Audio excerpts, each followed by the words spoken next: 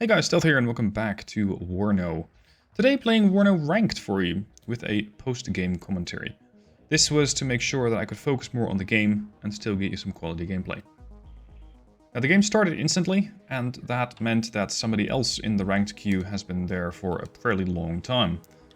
Player count on WARNO still isn't that high, so that's really the only likely explanation, and that means you can get people from all ranks. Interestingly, when you're looking at WARNO, you don't actually get to see what the rank of the opponent is. You don't get to see whether you're fighting a corporal or a brigadier general. Anything in between, really, you don't get to see it. You only get to see it after the match, which I think has its upsides and its downsides. On the one hand, I used to get a little bit concerned when I saw somebody with a brigadier general rank on the enemy team, and thought, ooh, this is going to get really rough. So immediately your confidence starts to waver, or at least mine did. On the other hand, you could go, oh, it's only a corporal, it's only a lieutenant, what have you. I'm gonna have him easy. And then you get cocky and you still mess up. So there is something to be said for not being able to see somebody's rank. Now, today I'm using the French paratrooper group. I like this battle group the most when it comes to the Western forces, because it kind of plays most like a motorized group, which is what I'm used to. It also allows you to use forward deployment on some of your units, and with that you might get the advantage early on. But lacking any kind of armor beyond the ERC 90 really means that your staying power is going to be relying on your HGMs from infantry. So to that end, I have a fairly high amount of Milan 2s, as well as a couple of machine guns to keep enemies from pushing on that Milan team. The rest of my firepower, since it is a para group, is going to come from the skies. So controlling the skies, using seed aircraft, using fighters, all of these things are going to be quite important for my whole overall strategy. This does not mean I will execute it correctly. This is my first game in ranked since I think I tried it last year when WARNO just came out. So there will be all sorts of mistakes, and this is kind of what I was banking on. That might sound weird, but here's the thinking. I am going to mess up. Fact. Because I simply don't know the game that well. I am going to not have the optimal units in the deck, because I'll not have the data yet, not the experience, to get the right units. So my chances of losing are substantial. The chances of actually winning this, not that great. And that's fine, because whichever way this battle turns out, I'll have a replay that I can study. I'll have tactics from an opponent that I can try and copy, or that I can try and learn from. I'm going to get better at the game one way or another. So I might lose the battle, I might win the battle. And anyway, it's going to make me a little better at ranked, even if only just a little bit. Now on the left western flank, we have made contact with the Mi-8s, the Mi-24V, which is an anti-air bird, and there's two of those. So he went heavy on anti-air and helicopters first, and I mean anti-air helicopters in that sense, not anti-air ground-based. This is going to be really bad news for all of my forces which are pushing there, so immediately I scramble a fighter, Mirage 2000, and I take down one of his birds, but of course the Su-27 is not really keen on having me in his airspace and shoots me down. This was a banked or a calculated risk, because I would rather lose one fighter than lose the entire group there on the left. Now thankfully the Mi-24A is getting suppressed, and it is mostly the 20mm gun that is doing it. It's really not doing that much damage against the Mi-24, but it's keeping it at bay, which I think is a win. Over on the back, I'm also bringing up a couple of Mistral, and towards the left there I want to have something defending that flank. Now this Mi-24V is having a really bad time, but at some point it will wake up. So I'm trying to drop on my Legionnaire Para over there quickly and get into the building. The other side, already captured by a CV moving to the next sector, and I've also captured Echo. This gives me a +3, and since in this game you don't go to 500 but you go to 2000 points, tick is important. The matches last up to 40 minutes, so you're going to be here a while. Milan team there, as well as the Lynx, trying to deal damage against the BMP group that's over there. And those probably aren't there for sightseeing. There's more likely going to be infantry coming out of that. Now, what I have over here is the infantry, the Legionnaire Para. Really good infantry. The issue, however, is they don't have any longer range anti-tank capability. So in order to deal with the T-62 behind it, I'm going to have to deal with, well, either an HGM plane or a helicopter or something to that fact. But, more importantly right now, I spot his CV. So I'm going to sacrifice a rocket pod aircraft to keep my tick going. I know that I'm going to lose that aircraft, because if I don't get shot down by anti-air, I will most likely get shot down by the fighter. And that's okay, because I'll still be able to get my +5 and potentially even more than that. And my infantry has been mostly decimated. I still have something left, but you can see that he's heavily pushing with Motostrelki. There you go. That's the command sector taken. And I'm going to be at a +7 now. So, even as the game is only like 3.5 minutes old, I'm already over 25% of my required score. This, however, does mean that I've shown my enemy that I have a lot of invested in command vehicles. So in order to maintain a position there, I'm going to have to start heavily investing on infantry. So buying this aircraft isn't really the right call, because the aircraft currently might be able to take down the Mi-24V, but beyond that, it's not actually doing anything useful. It is, however, going to be potentially useful against other planes and helicopters later. And the Mi-24V, I believe, is about 100 and 120 points. I'm still figuring out exactly how pricey units are and how valuable it is going to be to take them down. Now, the Para SAS on the far left flank that you can see against the BMP-1P, I was hoping they could do something with the dead charge in order to kill that BMP-1, but they can't. They can just sit there and they can watch it kill them off. So I'm going to have to change my deck there, because the Para SAS, they're pretty good infantry against infantry. They're not good infantry when dealing with infantry, or sorry, when dealing with vehicles. So I'm trying to move them up. You can see it is impossible in order for them to take down the BMP. They just refuse to throw a dead charge at it, a satchel charge, but I'm not sure why. I mean, a satchel charge against a BMP ought to still be able to do some sort of damage. Alright, there goes another Mi-8. That's an Mi-8 recon version. And you don't get that many recon helos in a deck, generally. So the more I'm able to take them down, the more I'm able to blind him. With my +7, I've just reached 1,000 points. I have, however, mostly lost control of that sector on the left. I got nothing in there. Trying to get infantry in there now is a problem, because there's a BMP-2, and the ERC-90s are working on it, but there's plenty more. So in order to get into that sector, I'm going to have to try and deal some other form of damage. Now, this rocket pod plane was a bad plan, because the rocket pod plane is it's basically targeting an IFV, which isn't really going to yield any kind of points, and the chances of it getting killed off are substantial. So that was a bad trade. Reservist on the left in contact with the enemy, and the Reservist, much like the other guys, don't actually have the capabilities of dealing with vehicles. So the Reservists that I have in the deck are mostly there as a flank defense, which is kind of what they're doing. But they're not exactly able to take on the target that I have for them, which is the BMP-1. Fighter engaging the SU-27, badly damaged, but no kill. The one good thing is that it will be out of this fight for a while. Now, what I have in the deck is one Mirage 2000, which has already been shot down. That was the early fighter that I called. And I got a couple of 200s, I think, F1C 200s, which are slightly worse than the 2000, but still worthy planes. And this is essentially my Eurocore deck from Wargame Brendryen. Eurocore motorized in that I have a Rafale CF1 Elite and two F4s. So I'm trying to sort of copy that and see if it works. Over here we got the Para SAS in contact with the enemy. They're firing their assault rifle and support weapon, but not their satchel charge, because I'm not pushing them in close enough. But you can see that something is brewing around Delta. Another reconnaissance bird has showed up. And there is a little bit of Mrozak, some Motostrelki with the Metis. I need to start putting some additional fire support in before I am unable to hold this position. Recon bird gets knocked down.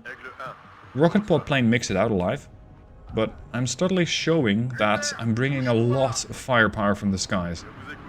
And all he has to do is buy another fighter and buy some anti-air, and it's going to be basically curtains for all my planes. And that's a lot of points. That's potentially not going to be useful. Puma Pirate on the left, I'm trying to use that to deal with some of the BMPs. Same for the Gazelle, but this Puma Pirate was supposed to support the Reservistes. You know, the Reservistes that are dead. Those Reservistes. So I'm not able to see the BMP, but once I actually find it, the BMP immediately goes on the offensive with a machine gun. The pirate, temporarily a bit distracted and wondering where to point his helicopter, is looking the wrong way. And this is gonna take a little bit of time to turn the helo around, but once it does, it just eats the BMP for breakfast. There you go. I should have pulled that back, not where it is right now. Milan over there to try and hold off further BMPs coming down that little edge, but I'm not really expecting it. So I'm gonna try and do a push back to get into the flank of that sector, which has now been fully turned red. Now, he's managed to stop all the the point tick that I had, so I'm doing 1230 and he has 0, but I'm not ticking any points, and he has plenty of time to do something about it. It is 31 minutes left. My chasseurs para, which you just saw me move, I kind of forgot about, because I thought they were all dead, but they're not. Now, let's say a longer standing issue that I have with WARNO is that you don't really get that much of a feel for the units, because I'm just basically moving icons around on the map. And initially I thought Wargame is much better, because you actually get a feel for units there, and over here I'm really just looking at icons, and you gotta know what a ZSU 23-4M3 is before being able to accurately engage it with anything. Wargame, if you zoom out, is basically this. It's basically the same. It's just that it has some slightly different mechanics. And when it comes to Wargame versus WARNO ranked, you're still just moving icons around on a map. And as beautiful as WARNO is, it just doesn't really do it justice. There we go. That's the Brausa down, but there's more anti-air. And that is something I was not expecting. And that guy took a couple of really accurate shots and knocked down my plane very quickly. So I scored one Brausa, but the expenses were more. I tried to bring in a Viale in order to resupply my Milans. This thing is leading a blessed life, because both missiles shoot just over it. And I'm trying to push back with the ERC-90s. Now, I'm really quite surprised that ERC-90s have such a hard time dealing with the BMP-1. Because it says it has a hard chance of winning, like it's not very likely. Which I don't understand, because the gun on an ERC-90 is so far better than what the BMP-1 has for armor. It's just that the BMP has an HGM that it tends to fire beyond the range of the ERC-90. So potentially that is causing that lower chance of victory that the ERC-90 is indicating. On the left, more units coming in, trying to push back. And the middle is fairly secure with Milans, VBL Milan even as a recon. And I'm just trying to secure the right flank now to make sure that I don't see anything coming at me from behind. At this point, the Milan and the machine gun there need to swap positions, because the Milan can't actually engage anything. And the machine gun might be able to, because there is some infantry out there, but they are not in a great position. Again, I'm trying to kill as many support vehicles as possible, because if the infantry from red starts pushing up, they will not have as many BMPs. What they will have is recon, thanks to that UAZ 3151 that I had absolutely no idea was there. So I'm trying to get some guys over in order to deal with this thing. And interestingly, he strikes back with an Su-25. I thought that was a bit of an interesting choice. I mean, it's armed with a bunch of rocket pods. These things aren't terribly expensive.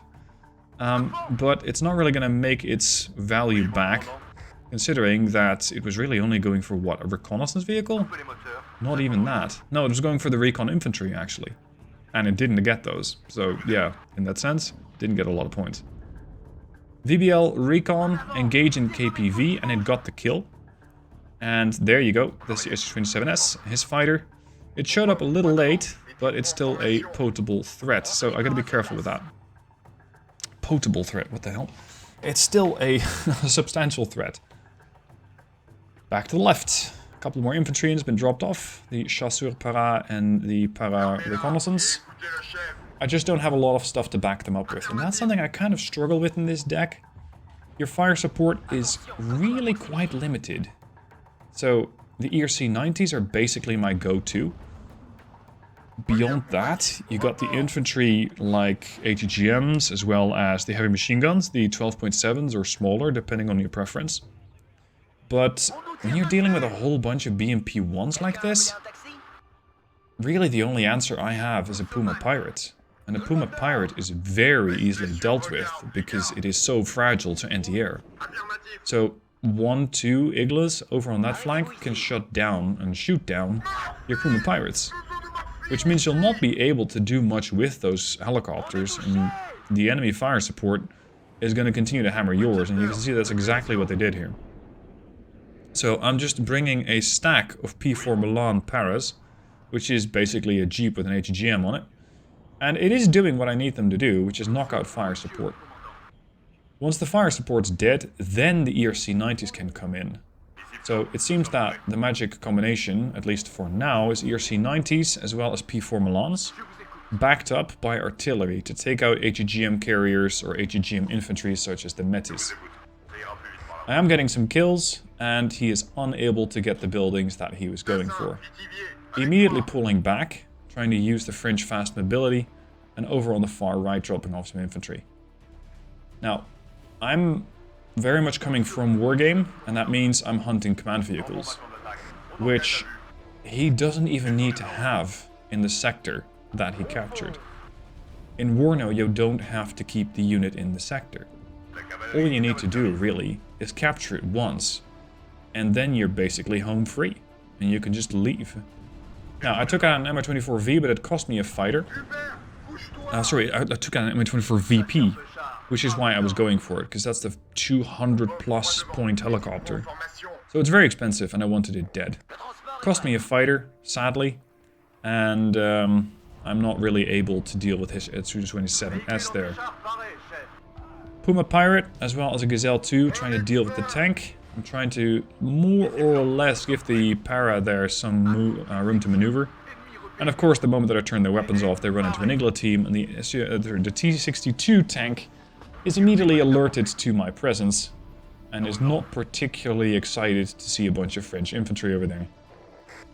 This seed aircraft is going to deal with the OSA, or at least that's the plan, and it does get the kill, but it also gets killed because the combination of several Igla teams as well as the OSA itself did get the kill.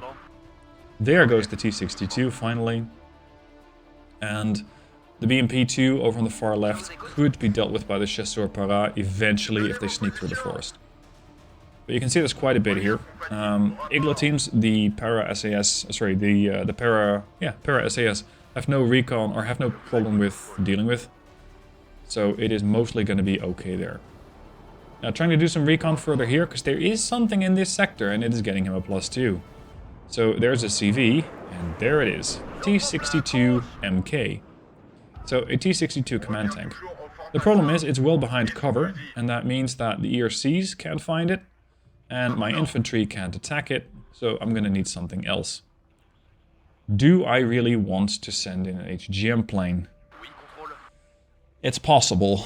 A T-62 command tank is a valuable target, so it is nice to be able to take it down. Not with the ERCs, apparently, because they're already getting killed. The P4 over there can't actually see it anymore, and I got Motostrelki coming out of the tree line. That's the Motostrelki group that was just able to take down one of the ERCs. So if the other ERC can get some vengeance, then great. And if they happen to run into the double machine gun that I have stacked there, even better. Over here we got the Chasseur Para dealing with an Igla team, so I'm slowly whittling away this NTR. And over there, a VBL Recon, 35-point recon unit with a with a machine gun on it, is trying to deal with the Motostrelki Metis. Somehow they're not hitting the target. I'm not sure how, but hey, if it works, then I'm all for it. At this point I've also brought in some artillery, so I'm able to start shelling the position for the command tank to at least get him to move, or at least that's the plan. So that the HGM jeeps might be able to make something happen there. Now what you're going to see me do a lot throughout the whole game, and this is again because I'm not very good at it yet, I'm still learning, is float a lot of points. I'm floating 700 points. That's a lot. Because you can get a lot of points or a lot of units with that. And I think that this is one of the things that I still really need to focus on in the next couple of games. To not have a whole lot of points stored. Because the result that you get from that is you don't have the units, you cannot hold the line. And if you want to push, you generally need a lot more firepower. You need more points. Which in this deck I don't have. I don't have that much firepower to begin with. Most of it's mobile but not very stable, if you will. It doesn't have a lot of staying power. So in order to make something happen, it's far easier to bring in the points that I currently have and defend, rather than try to hold the line, lose the line because I'm floating 20 points and try and take it back later.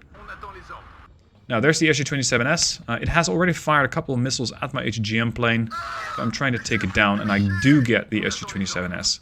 Very nice, I'm quite happy with that. I got a couple of Legionnaire Para sitting on the right flank that I just kind of forgot about, so that's why you don't see me move those.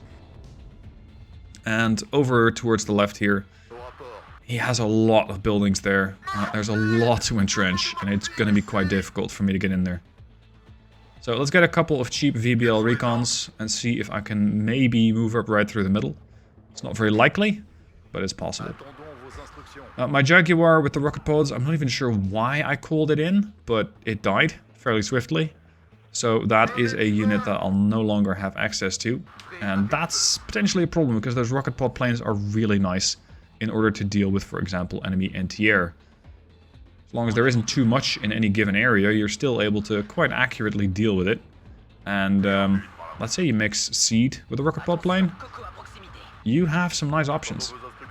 Also, my Seed aircraft have rocket pods on them. And I tend to forget that, because it is such a radically different concept that I'm used to. I really don't use rocket pod planes. Sorry, no, I do use rocket pod planes in Wargame. But they generally are either rocket pod planes or Seed, but not both. And in this game, they're both. So that's a bit different. Now, there's all sorts of enemy contacts popping up. You can see there's a bunch of infantry in that tree line. And I'm trying to relocate my artillery to help them out. I have taken the building here, and I was surprised, because I thought there would be more. But it just gives me enough time to start seeing that there's BMP-2s and a T-62 MV coming in. So this means it's going to be potentially quite busy in that sector rather soon. Moving up the HGM on the left, I still got some ERC-90s over there. I still got a bunch of stuff that I'm not actively using. So not only floating points, but also using the stuff that I actually have. And again, I knew that I was going to do all sorts of stupid mistakes. And I knew that I was going to turn it into a video, because with that, I'm able to learn. I'm able to see what I did. I'm able to see how I can improve, and I'm able to see where potential weak points are. And if I don't see it, then I'm sure that someone from you might point it out in the comment section. Now, I was quite surprised to see how far this VBL recon could go. There's not that much to stop that guy in the middle. Bunch of infantry now coming up. So the ERC-90s, as well as the P4 Milans, are going to try and stop them. The Legionnaires are also coming into fire from BMP-2s and BMP-1s, so those need to get dealt with before the infantry pushes on my infantry, and my infantry is going to get the worst end of the deal. Time to relocate units from the left to the right. That's a stack of ERC-90s, 3 of them.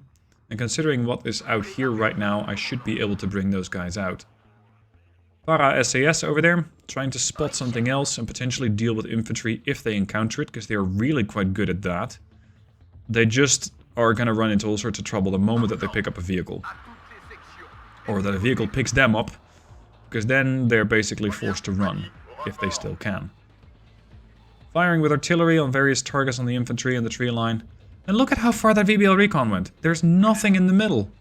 So immediately I call in a VBL Milan, which is basically the missile-armed VBL brother, to the VBL recon, and I'm trying to hold the position from all of these vehicles which are coming in. This one, unfortunately, is empty, so I'm going to have to pull it back and potentially resupply it, if I can buy myself enough time to do just that. Now there is a bunch of mortars. You can see them firing just in that clearing beyond the next tree line. And they're hitting my Milans, they're hitting my machine guns, they're hitting my recon. None of my units are having a really great time there. The Milan teams are pushing forward in order to deal with the BMPs, but he's making a really good push there, and I'm not. Because what he's doing is immediately taking his Mrozak forward and dealing with my Milan teams so that his fire support survives. This move with the Milan 2s in the open field was just painful. It is not a good way to start moving with the Milans. I should have pushed them into a building, but at this point there's so much firing at them, I doubt they're going to actually make it there. You can see that the para-SAS in the tree line are dealing with Igla, they're dealing with Mrozak. There's still a bunch there. Fortunately, there's a quad stack of Chasseur Para coming up, which is a potent infantry force, if I'm able to get them to a position where they can engage both vehicles and infantry, ideally. Let's see if I can still take down that tank with the HGM. That would be a nice target, because that is a dangerous fire support unit, and there you go. Milan took it down.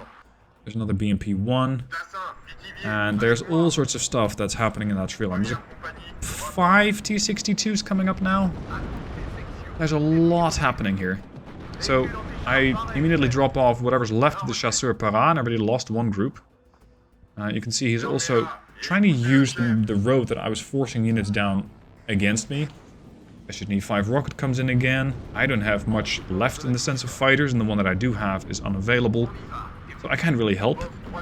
But I still have that triple stack of ERC 90s that I brought in before. PBL Milan and BMP-1 shooting at each other with missiles. Sudden death, I think. Although it's possible that I lost recon and the ATGM died at the same time. Or the ATGM, or the BMP who died at the same time, I'm not quite sure. And it's just one BMP, so it's not a priority.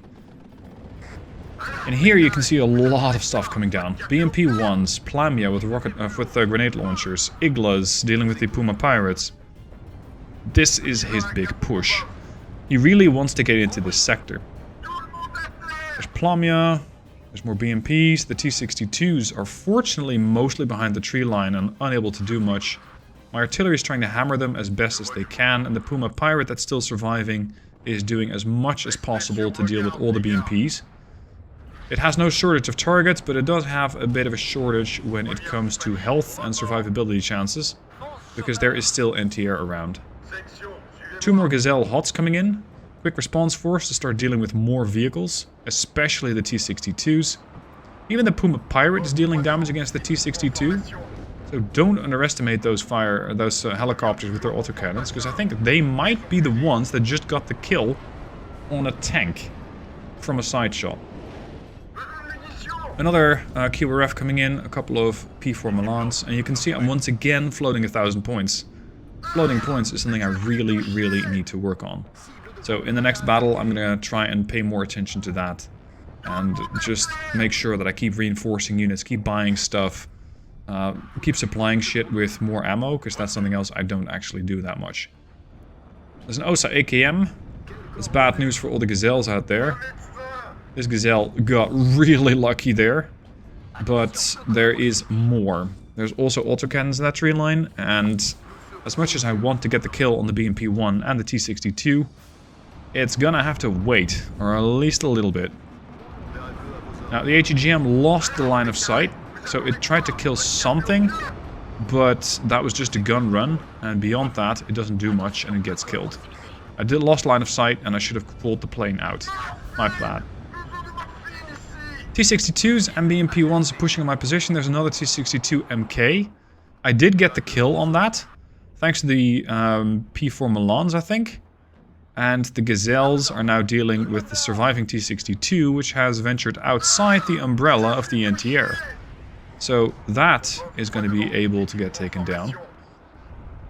Or at least I thought, because I lost recon. You can see it's badly damaged, but it will make it to that tree line. So, situation. We got about 12 minutes, 56 left. This sector is mine. I do believe he has no further T-62 command tanks, because I think you only get 2 per card.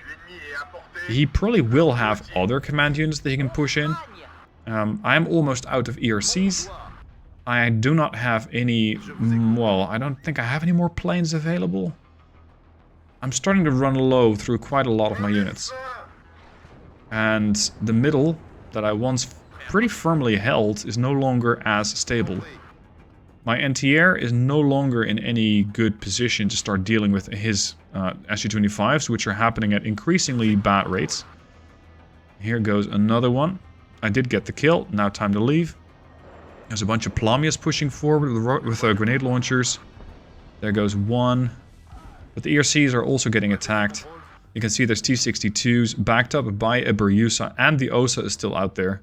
So I'm going to have all sorts of difficulty dealing with both of those units at the same time. A couple of AML-90 Lynxes coming in. And the T-62s are firing rocket pods at my ERC-90, so the T-62s are winning that fight.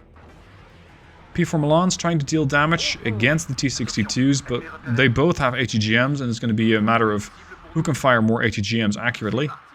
And I'm not sure it's going to be mine. Here comes another attacker. That's an ATGM that I called in. But complete misfire there, and the aircraft takes a lot of damage. And gets taken down by the SU-25 of all things, I think. Now, I only got one of those P4s left. The Gazelles on the other side are able to start pushing, because they're still outside of the range of the Berjusa. So that's another T-62 dead. And the other T-62 seems to be pretty badly damaged and pretty badly stunned. So I should be able, there you go, knocking him out as well. Time to get a couple more ATGMs in here, because my position here is still pretty fragile. Now, fortunately, the ball is squarely in his court. That's a great way to lose a Gazelle. It's squarely in his court, because he doesn't have the points. He needs to push. I call in the last of my ERC-90s. No further tank tab. Here comes another SU-25 with rocket pods, dealing with one of my recon vehicles. And the rest of the Gazelles, well, they're gonna have a bad time. If they're able to push in right now. Fighter coming in, dealing with the SU-25.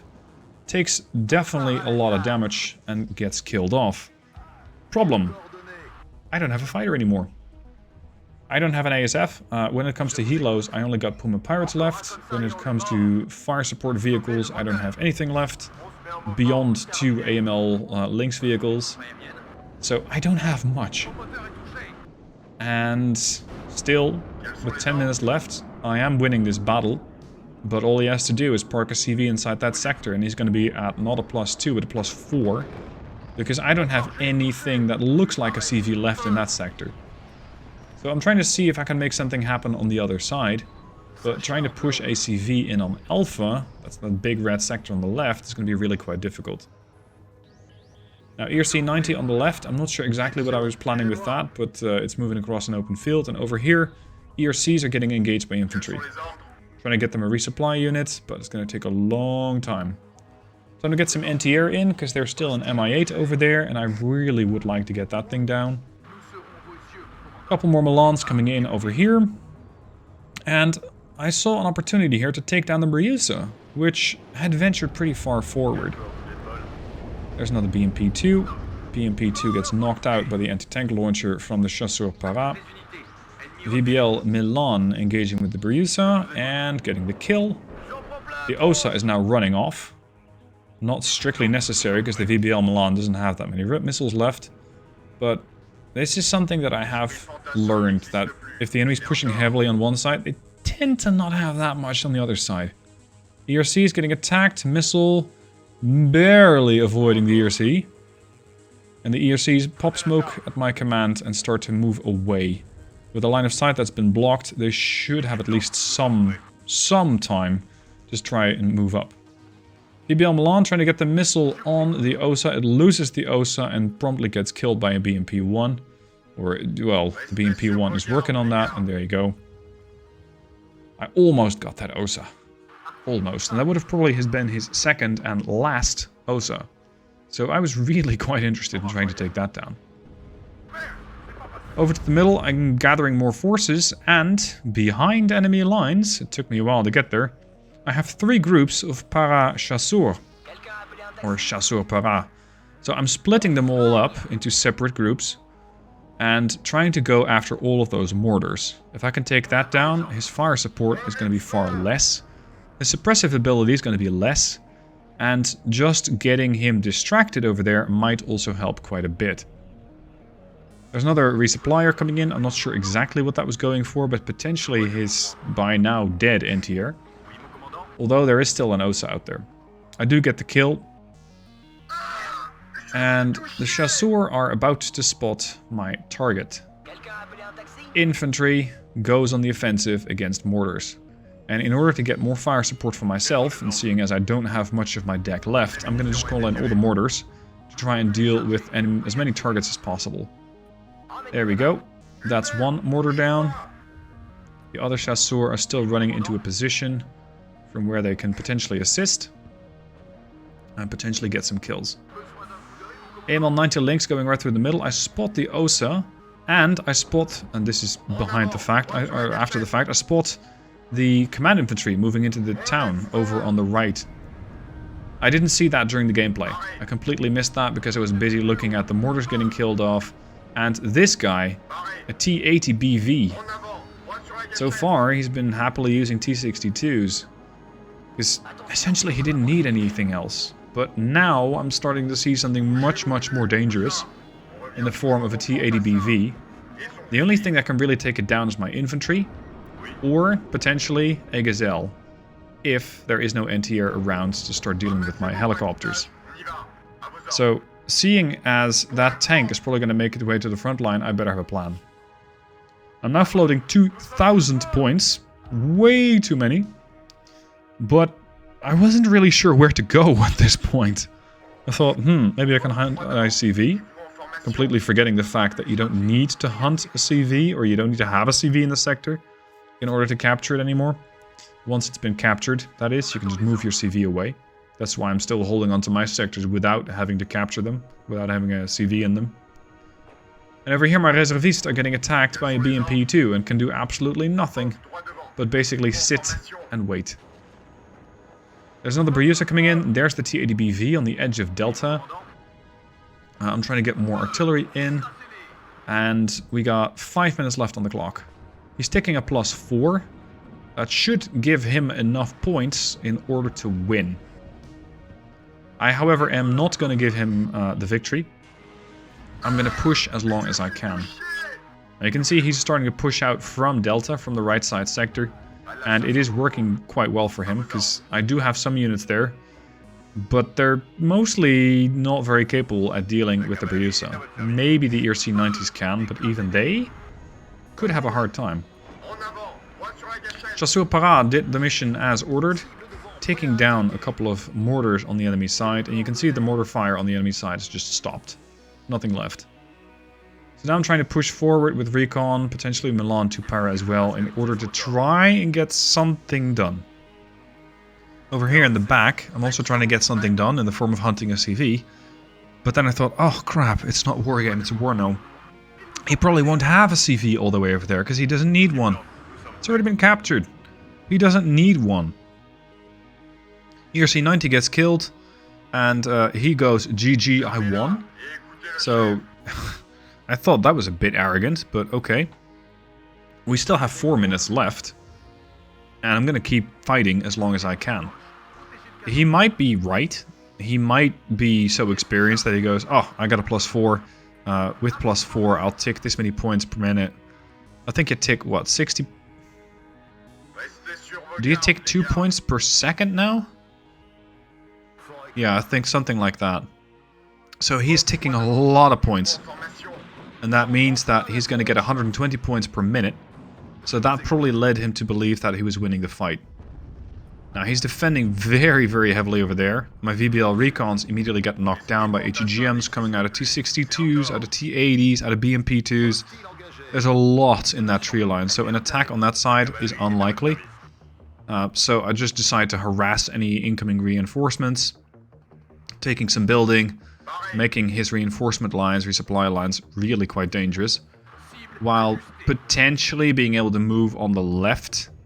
But really, I don't have enough forces to still make anything happen. So, we're going for a Wargame Classic. We're going to get a CV in there, we're going to smoke it up, and that's going to potentially buy me a little bit of time. But not enough. Because even if I push a CV in there and I counter cap it, so it's going to be neutral, he'll still have a +2. And I cannot counter that. So as much as I'm trying, I probably cannot do much about this situation.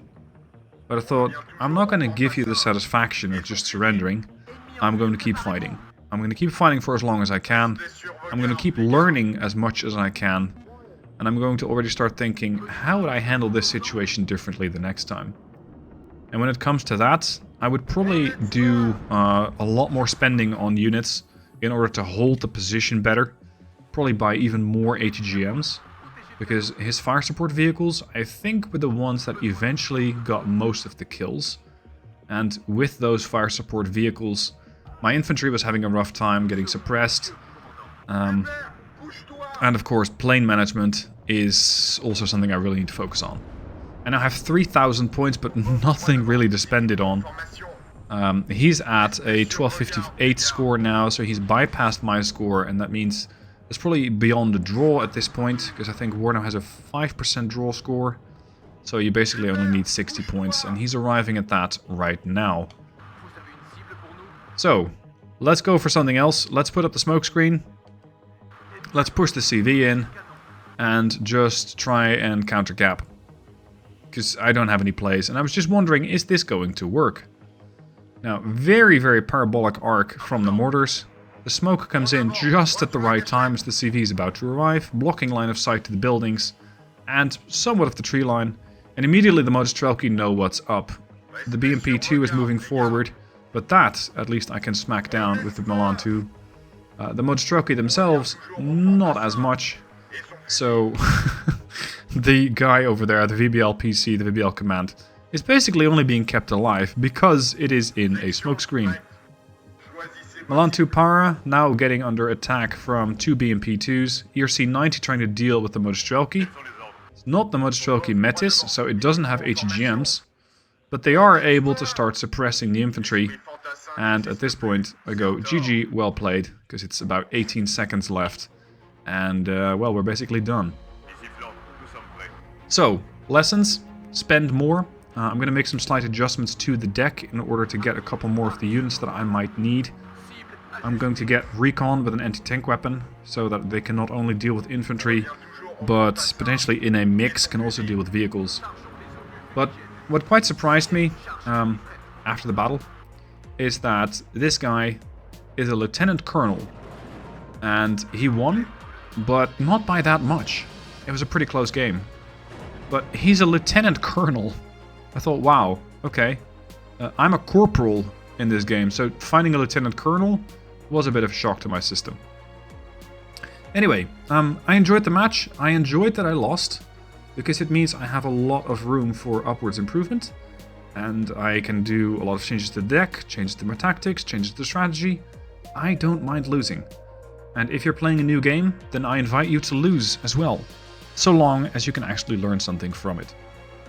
Hope you guys enjoyed the video. Hope you can have a similar positive mindset when you're playing a new game, whether it be WARNO or something else, because there's no shame in losing. Thank you for watching. Let me know what your thoughts are down below, and I'll see you soon for more videos.